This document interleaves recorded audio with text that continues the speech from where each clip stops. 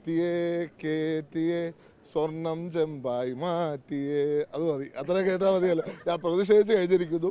19 സിനിമകൾക്ക് കേന്ദ്രത്തിന്റെ ഒരു വിലക്കൊക്കെ ഉണ്ടായിട്ടുണ്ടായിരുന്നു. അതിപ്പോൾ 6 ചിത്രങ്ങൾ ഇത്തവണ പ്രദർശിപ്പിക്കാൻ പാടില്ല എന്നിപ്പോൾ ഈ അവസാന ഘട്ടത്തിൽ പോലും ഒരു അറിയിപ്പ് അത് ചീഫ് സെക്രട്ടറിക്ക് നേരിട്ട് കേന്ദ്രം നൽകിയിരിക്കുകയാണ്. അപ്പോൾ അതിനെയൊക്കെ എങ്ങനെയാണ് നോക്കിക്കാണുന്നത്?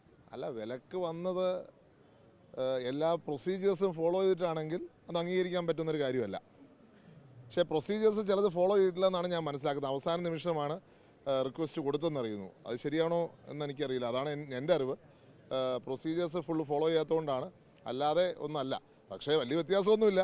ഇവിടെ ഒരു പാട്ട് പാടാൻ സമ്മതിക്കാത്തവർ സിനിമയെക്കുറിച്ച് ദുഃഖിക്കേണ്ട കാര്യമുണ്ടോ? ഒരു പാട്ട്, ആ പാട്ടിനെതിരെ വ്യാപകമായി കേസെടുക്കുന്നു, വ്യാപകമായി അതിനെ പിൻവലിക്കണമെന്ന് പറയുന്നു.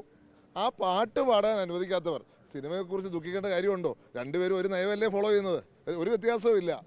പാട്ടുപാടി ഒന്ന് പ്രതിഷേധിക്കുന്നു. പാട്ടുപാടി എന്താ, ഒരു പ്രശ്നമില്ല.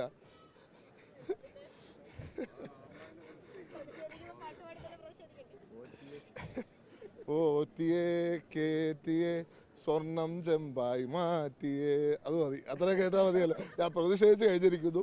ഇതിന് പേരിൽ കേസ് എടുക്കാതെ കേസെടുത്തോട്ടെ. അങ്ങനെ കേസെടുത്ത് ഇത് അവസാനിപ്പിക്കാമെന്ന് ആരും വിചാരിക്കേണ്ട.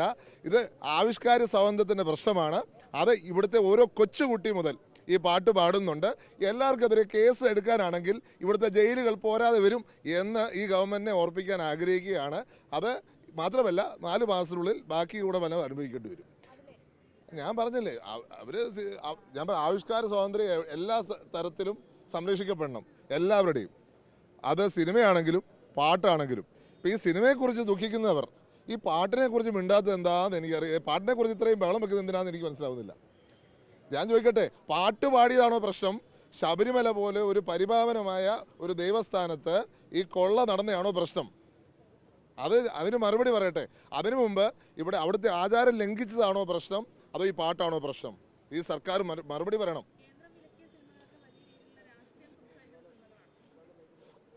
ഇവിടെ ഈ സർക്കാർ വിലക്കിയ പാട്ടും വലിയ രാഷ്ട്രീയം പറയുന്ന ഒരു പാട്ടാണ്. രാഷ്ട്രീയം ആരും പറയാൻ പാടില്ല, രണ്ടുപേരും ഒരുമിച്ച് പറയുക. ഒരു വശത്ത് കേന്ദ്ര സർക്കാർ പറയുന്നു രാഷ്ട്രീയം പറയരുത്, മറുവശത്ത് കേരള സർക്കാർ പറയുന്നു പാട്ട് പാടരുത്. വ്യത്യാസമുണ്ടോ?